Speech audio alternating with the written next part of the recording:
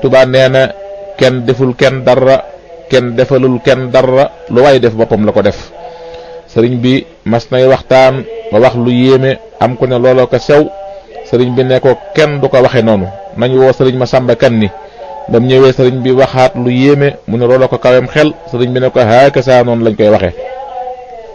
sëriñ Tuubaa radiyallahu anhu bi muy dem gànnaar am na ku jébbalu ci moom ci ñim romboon ci yoon wi bam ko defee jurgam yoroon tàmbali di dee moom it mu wopp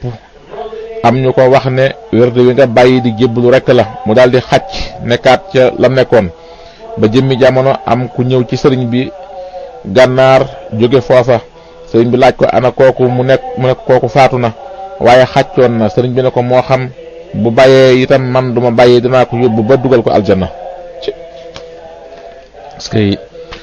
am na ci seex yi koo xam ne bam faatoo ab taawam lañ waajal bam jekk ànd ak taalibe ñëw ci sëriñ bi xëy na ngir mu gën a dëral taalibe bàyyam ci moom bañ waxee ba noppi sëriñ bi xool ko lu yàgg ne ko bàyyil sa mbu mii te dem jaamu ji yàlla sunu borom. taalibe yi mas nañu ko laaj ku bëgg sa café nu muy def mu ne boo koy tàngal looy def da ngay wax bismillahi boo demee ba war a segg nga tari lii tafle ko ca sunguf sa door a segg te mooy fatiha ak tàmbulik suratul baqara ba ci wa ulaika humul muflixuuna